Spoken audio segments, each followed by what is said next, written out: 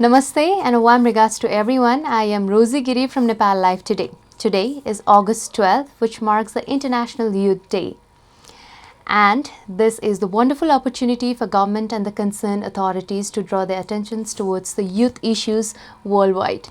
Different seminars, workshops and meetings happens on this specific day concerning with the youth development issues and focusing on the International Youth Day. On this regard, the Nepal Live Today have come up with the talk series called Yuwa Kura, focusing on the youth issues, where we invite the different personalities who come from the different organizations which actually works in the youth development. Today we have the opportunity to have a conversations with the Rakshya Poudyal, who works as a senior technical advisor to Plan International. Welcome to our show, Rakshya ji. Thank you. How have you been?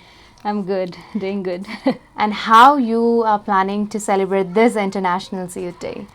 Well, actually, we have planned and we have already done some of the key things that we wanted to do to mark this important event. And the most important thing, we just recently completed Karnali Youth Dialogue that happened in Surkhet on August 8th, where we brought different youths from different districts of Karnali to gather and to talk with government and advocate about their issues, especially around their participation and especially around meaningful participation beyond tokenism.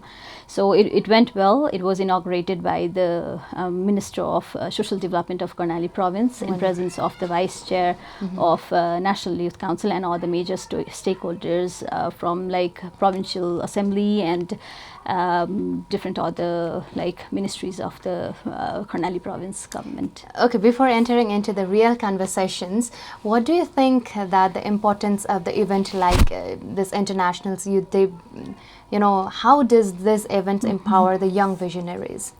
Yeah, because it's not just about marking the day as Youth Day, right? It's about reminding people that the agenda of youth matters, and also bringing all youth together for solidarity and as a strength, and also to remind our policymakers to bring the policy into practice. So I would not say that it only lies within the territory of the event or the date itself, but also it is something that needs to be brought into the everyday conversation throughout the year. But nevertheless, the day makes it even more stronger and even more markable to the different stakeholders. Yes, and now let's talk about the Plan International. What exactly the Plan International is doing here in Nepal, and what are its thematic areas? Well, Plan International, we know that it's been one of the very long-serving organization in Nepal, and we celebrated globally. We celebrated 85 years of accomplishment, and in Nepal it has been more than 40 years that Plan Nepal has been working. And initially, Plan Nepal started working for children, and gradually with the time and with the emerging issues that are there, Plan has now 3 different areas that it has been working in Nepal. And we work for Thrive. One of the key areas are Thrive, which works for the protection and early childhood development in these 2 areas, and the other one is Lead and Decide, which works for youth leadership and youth empowerment, and Decide is as sexual and reproductive health rights of especially young people, and the other one is Learn, which works for education and skills and opportunities for entrepreneurship and employment of young people. So these are the 6 key areas that we work on, the 3 pillars, and within that we have WASH as the cross-cutting issues that cross-cuts across all the thematic areas, and another issue is disaster risk reduction and climate crisis, which also is something that cross-cuts all the thematic areas. And regarding the age of the people that we work from 0 to 24 years of age. So basically, when we talk about until 24, then that is the the 16 to 24 is the first cohort of the youth population in Nepal, right? So we have a very large reach in terms of these age group populations. Since the Plan International have touched the many areas and try to work directly for the youth development, in your core observations, what is the current status of youth development here in Nepal? Well, it has like improved since like past, right? There has been a lot of policies that are there by the government. There is a youth policy. There is a Youth Vision 2025, which is a very strong document in terms of how the government wants youth to lead, or how the government wants to focus on youth, right? And also, government has established national youth councils, and there are like other programs through the Prime Minister's self-employment program and so on. So I would say like government has really prioritized the agenda of youth and have invested in a lot of areas that needs to be there for the young people, right? But still, though, the youth population is quite dominant in terms of the entire population, which is 40%. But the program policies might not. I mean, we see that there is a lot more that the government can do, and it has such a strong document in terms of policies. So I mean, there are like more spaces where government can bring those policies into practice. So yes, Rakshya ji, you have rightly mentioned the Youth Vision 2025, where the 5 pillars are drawn, and it mentions that it is working in the qualitative educations, and then health sector, sports and entertainment for the youth development. So and it's already been the 8 years. We have already passed the 8 years. Now remaining are 2, right? So, but the qualitative and the quantitative result, the ministry have strongly mentioned that we will be reaching this to this level. So that have not we don't see that reaching, right? So what do you have to say on that? Well, yeah, because like we have already been. I mean, we have already like few years left for the vision to reach like to the next level that the Youth 2025 vision envisioned, right?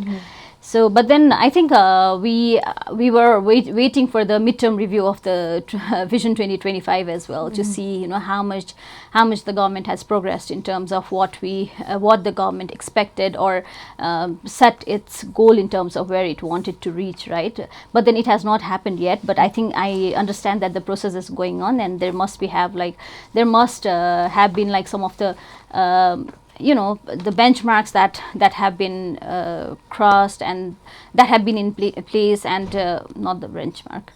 There must have been some of the milestones that it has achieved, and that must have been accounted somewhere.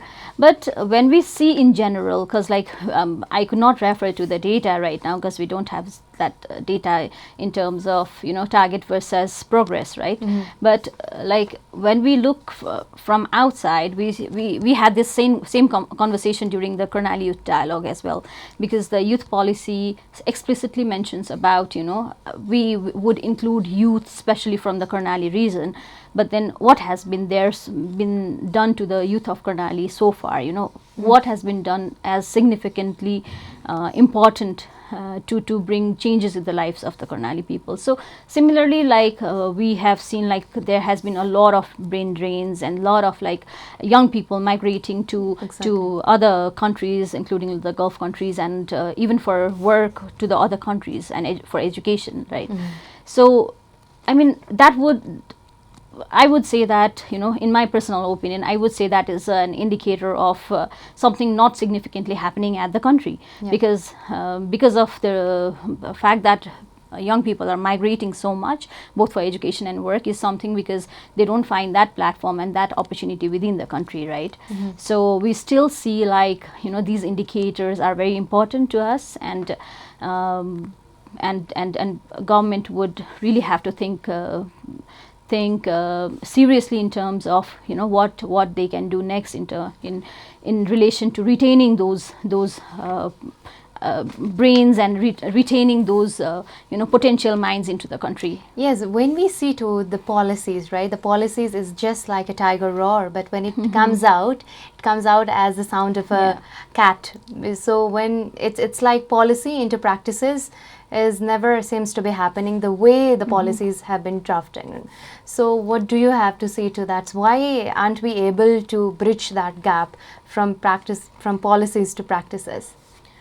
Well, I would not say like the government has not been able to do anything. There has been progresses, and government has really invested in like some of the key institutions like city VT, and they have also invested in sports, and they have also invested in like providing more opportunities to young people. But I would say that is not still sufficient to bring the policy exactly into practice, because like I would again say like the population of youth is high, and because we have also aged the group from 16 to 40, right? Years. So it's significant in relation to the entire population of Nepal. So there needs to be a kind of a visionary programs and something like that institutionalizes, that is not just for like couple of years, but that is like integrated into the system of because we are more into a federal system, so each province has to have that kind of policy and that kind of programs that is like well budgeted and that comes into practice, that is like well implemented, monitored, and those mechanisms needs to be strengthened, and like institutional systems needs to be in place to actually bring the policy into practice, which is we find like which is like a bit more shadowed at the moment. Among those 5 pillars, have this plan organizations also working any of the pillars? Yes, definitely, because like plan works, as I mentioned about the thematic areas, plan works for the skills and opportunities for entrepreneurship and employment of young people. So one of the pillars that we work on the plan is to contribute to the Youth Vision 2025, and the other one is around education itself. We are promoting like education of adolescent and young people, so that their dropout rates are reduced and they finish their basic level of education and secondary level of education, right? I mean, not basic but secondary level of education minimum. So that's another thing, and also we have been kind of plan for like INGOs like plan. We don't do something different that what the countries countries plan or ambition is there, right? We whatever we work is to contribute to the country's plan and the goals that it wants to achieve, to contribute to the government strategies and policies, right? So basically regarding the work of plan, we have been contributing to those, and we have also been working for the protection of young people, and also we have been kind of working with government to ensure how we can how the meaningful youth participation can be ensured at the local level. Basically when we have the local government in place, how the young people can themselves be the change agents within their community, and also participate in the local decision making process, including the local planning process and everything, and act as a responsible citizen to contribute to their own community development, So the current democratic structures have made us easy to work in the development projects, like we do not have to tap or knock the door of the federal government. We can easily tap the local government and start our work. So how effectively the local governments are responding towards the development projects of the organizations like Plan? Well, in our experience, we have been very much supported by the local government, because we whatever we do is through a consultation and through the initial required collaboration that needs to, the coordination that needs to be there with the local government. So we bring the local government on board since the very beginning. Since the designing phase most of the time, and also we make sure that they are well aware of the project that we want to implement in their area. So we have had like very much good support, and our projects have been well owned by the local government, and that have made our work much more easy and much more effective in terms of the coordination required at the local level, So yeah. So for now, what are the areas the Plan International is actively working on right now? Right now, as I mentioned about like the 6 major areas, right, under 3 thematic pillars: thrive, lead and decide, and learn. So under thrive we work for the protection of children and young people, and on the theme of early childhood development that starts from from the period when a woman gets pregnant, so until like the child is ready to go to school, and those period of time. So we work for protection and early childhood development under thrive, and we work for youth leadership and sexual and reproductive health rights of young people, adolescent and young people, under lead and decide. And under learn theme we work for the inclusive education and skills and opportunities for entrepreneurship and employment of young people. So in the sections of youth development, what are the projects carried out by the Plan International? Well, for the youth, because we work with from like 0 to 24 age group, and we reach out to these age group in all the thematic areas, in all the 3 thematic areas and all the 6 sub areas that we work with. So under protection also we work with how young people can protect themselves, and how how they understand gender-based violence in those areas. And also for the ECD we work with young people who are already married and planning to have babies, and how can they take care of their own child since the very inception phase, I mean since the areas that they conceive. And under lead and decide we have a very high like significant amount of work with youth under youth leadership under lead, and young people's SRHR under decide. And especially for education we work with young people, and also for the skills and opportunities for employment and entrepreneurship, that is like completely focused on young women. So in all the areas that we work with youth, but basically it is more concentrated on the lead and decide, where we like directly reach out to young people. So there are 50 plus organizations, and might be many more in the local and the federal level, who firmly says that they're actively working in the youth development, but also the country have not been able to see that tangible results. What do you have to say on that?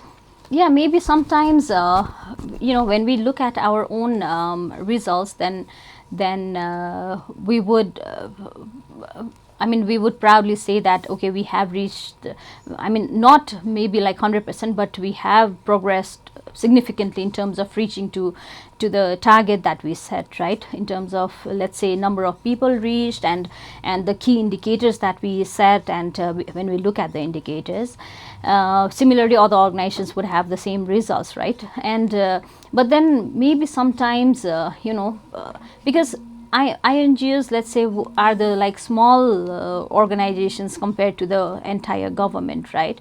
And we have like small budget and small programs that we conduct when we compare our program to the government. And also we have been kind of contributing to the policy change or policy reform that needs to be in place in most of the places as well. But maybe, like you mentioned about why the result has not been significant, then we would say that maybe there needs to be, one thing is like, the major chunk of the work has to be owned by the government firstly, because, when government has like best policies and best implementation plans, then we can contribute to that, right, to make it better. And on the other hand, we can also say maybe there needs to be more collaborative effort among the non-government organizations themselves to make it more significant work, and that can be oversight or regulated or kind of supported by the government as well. So that kind of the ownership from the government and the better collaboration between the non-government organizations might be some of the factors. All right, Rakshya, whenever we point out to the organizations towards the work they do, and we tell them to talk about their result, they sometimes tend to point their fingers towards the government and its structures and the lengthiness they have to go through while carrying out their projects. And whenever we sit with the government to talk about some of the areas which is going pathetically and where the government should intervene, they say that there are multiple organizations which are working in that area, that's why we're not touching that space. So in that context, some of the areas are going missing and the progress have not been seen so far. and the pointing from one to another is the reason behind that. How would you like to respond to that? Well, if if I had to respond it like more at my personal level, then I would say like we regard government as a guardian, right? So the guardian is there to make like better rules and policies, to set a stage where we come in and work according to the mandate provided by the government, right? So usually we depend on government, and like we depend on our parents, and we also like sometimes complain about this is not happening right and those kind of things, right? So we also depend and have a very high level of trust and dependence on the government. And also when things are not going in a track, then we also complain about maybe there needs to be some change. And complain would, in our term, would be more like an advocacy that we do, right? It's not like exactly a complaint, but an advocacy that we do to fulfill the gaps where we see like government needs to improve. So that is what I feel mostly. But then the pointing out would be, I mean, government, for government, as I already mentioned, like we INGOs are very small entities in terms of both programs and the scope that we work, right? We only have like resources to reach out to few areas that we can really go and work. And there might be like lot of other areas that needs to be well touched upon by the programs and by the programs basically, right? So I mean, I would say like that would be an area where government really need to look at, because like government cannot like rely on like we like small INGOs like us to really go and reach out everywhere and those kind of things, right? But at the same time we feel like we are responsible to bring government attention to the gaps and the areas that needs to be improved. And through our evidence-based advocacy and through the different studies we conduct, we try to gather government attention that these are the spaces that needs to be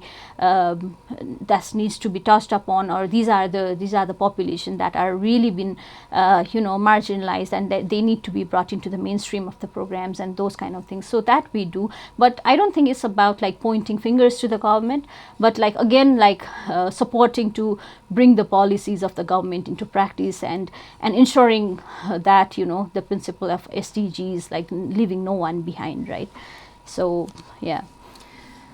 So yes, your organization has your organizations have organized many youth-related programs, like, and I've cited few, such as the Youth Reporters Project, Girls Take Over in Nepal, as well as Girls Get Equal campaign. So how effective such campaigns are in empowering young girls, and what changes have you observed? Well, in terms of these campaigns we conduct, we find it like very, very much engaging, very much participatory, and in real we target mostly girls, right? They have been benefited through these campaigns. Let's say, for example, the Youth Reporters program, right? So we like, first of all, we reach out to many adolescent and young people through the Champions of Change program that we have. And out of them, like, there are few young people who are really interested into journalism and who are really passionate about writing and passionate about understanding the issues, the social issues, the gender issues, and so on. And we bring them together to capacitate them in enhancing their skills of writing and reporting and being a young kind of reporters. So that has kind of made a big change in their lives in terms of being more vocal, being more empowered, understanding their social context more better than the others, and so on. So we completely find differences between those who have been reached out by Plan International and who we have not yet been able to reach out. So that's the difference we see. And also related to Girls Take Over, it has really been empowering to those girls who have been able to take over the role of mayor or the the head of the rural municipalities and municipalities, because they have they present there as the, they take over the role of mayor, and the confidence and the kind of strength that brings in them through that program is really something that is significant, and they have been really recognized by everybody in the community, and they are being reached upon for other mentorship and those kind of areas, and it has been really empowering for those girls especially. Any notable advancement you have observed personally? Well, if I would say, then I find these girls, mostly we reach out to girls, so I find these girls really confident and really vocal in terms of speaking out their voice and their thoughts and their opinions. So even when I was young, I was not able to say I don't like this, or say no, or and I want to do this, and so on. Having being born in Kathmandu Valley, I didn't have that confidence until I went through so many phases of my life, right? But when I see these girls being a part of our campaigns and being a part of our programs, so bold and so vocal and so strong at this age, is something very commendable that I feel. So yes, let's move on towards the theme of this year of the International Youth Day. The theme of this year is Intergenerational Solidarity. How Plan International planning to cope up with this particular theme? Well, we feel that this intergenerational thing is something very important for both the children to learn from young people, and also the young people to learn from adults, so and also adults helping young people, and at the same time young people helping the children. So it's about the two generations coming together for solidarity and working together and those kind of things. So this was something I really like this theme, because we are youth centric. Plan is slowly moving towards being youth centric, and we bring youth at the center of our programs, and again, when it comes to ending child early forced marriage, then we want this youth to become a role model to bring changes in the community, and to aware adolescent about the harmful effects of child marriage and other harmful social norms that exist in the community. So it's really important for the two generations to come together, let's say the children and young people, and young people and adults, to work together, to understand together, and to grow together towards solving problems and solving issues, whether it be child early forced marriage or other gender-based violence or other harmful practices that exist. Yes, I think with this theme we'll be able to achieve the creating this world for all ages kind of agenda, which these International Youth Day have come up with. Yes. So with that, so what plans and programs does Plan International have in store in regards to youth empowerment? Well, as I said, we have this lead theme, which is really looking into the empowerment of young people, and we invest in young people to develop their agency, agency meaning the innermost power that allows them to be more bold and more vocal and more provide their opinions without any hesitation or fear or anything, right? So Plan has been really investing in the adolescent and young people through the Champions of Change program, which is it goes from 1 year to 1.5 years to a particular group. So we have multiple modules developed for that, which works for to also contribute to promoting the life skills among young people, to promote the understanding of sexual and reproductive health and rights among young people, and also to develop them as a change agent, so that they become a responsible human capital in the community to further contribute to the community's development, right? So especially in reducing the harmful social norms like child marriage and other harmful social norms like chowpuri and gender discrimination and those kind of areas. So we've really been investing on the young people, and also we have been kind of working to ensure that the young people have space at the local level, and we have been kind of working with National Youth Council and also with the local government in developing a kind of platform where young peoples are invited in the 7-step planning process, especially that the process that happens at the local level, right? So we make sure that every we are working towards making sure that every ward has as mandated by the government, every ward has youth clubs, and the young people are engaging in the youth clubs, and youth club is further linked to the local government units, and they have they have youth groups and youth assembly at the local level where they can discuss with youths to understand what are the key priorities of the community and how the youths voices can be brought down to the local plans and budget. So those are the areas that we have been working, and recently we worked with National Youth Council in developing a reference guideline on meaningful participation of youth at local level planning process, and we have been now working with the local government to endorse that reference guideline, to develop their own guideline based on the reference guideline, and accordingly develop mechanisms to ensure meaningful participation of youth at local level. Since this social traditions, social norms are deeply rooted in our culture, right? And one of the big challenge that the Plan Internationals have taken up is to eradicate such ill practices from the society. I think we all need to change the whole mindset, and it's going to take a lot of time. And do you think this workshop, trainings, seminars will help to achieve your goal?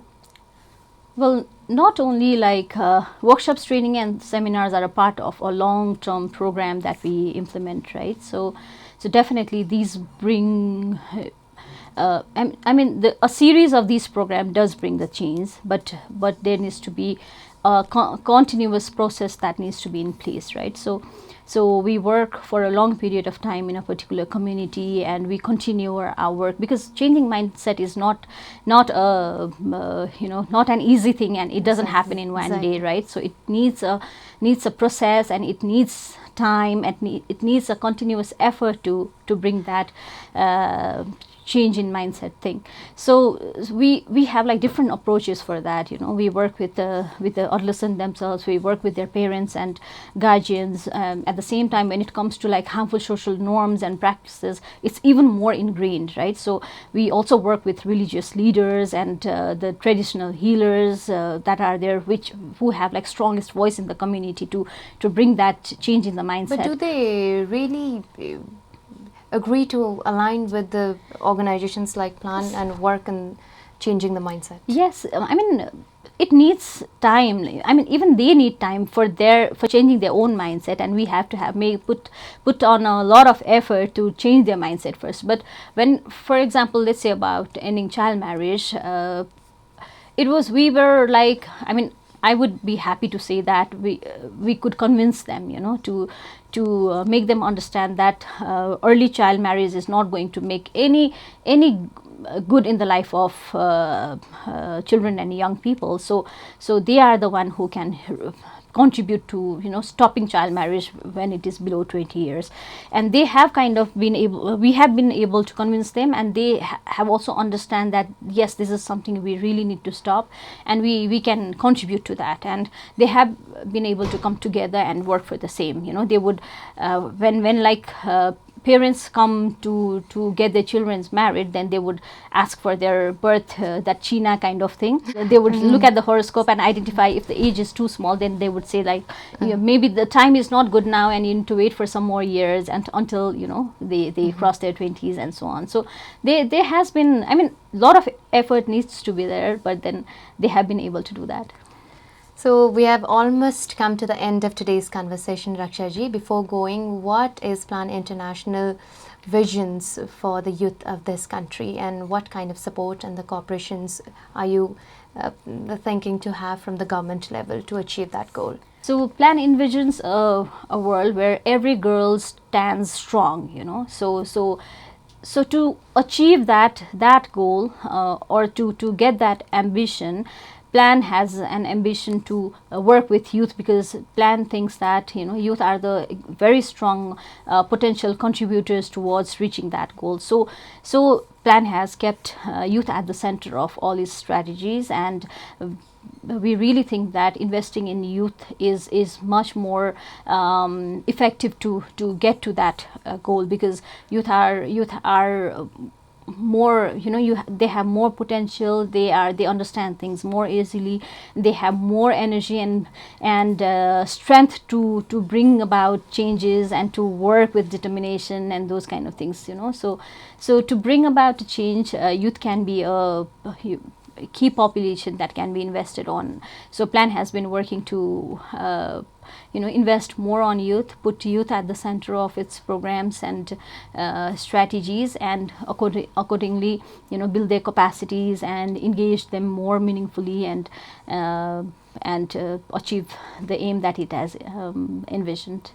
Before going, any message for our audiences? Well, like understanding that most of the audience must be youth, right? So my first suggestion would be to believe in yourself, and to realize that you are a very potential individual with a lot of potentialities to bring about changes, and a lot of energy and time to invest on good things, right? So just realize your potential, believe in yourself, and be a change maker, because young people are the real change makers, and you have that potentials and strength. So believe in yourself and keep doing good things. So with that, thank you so much for joining in, and we had a very lovely conversation. So yes, we have come to the end of today's episode. We'll be right back with all the vibrant personalities. Till then, stay tuned to Nepal Live Today.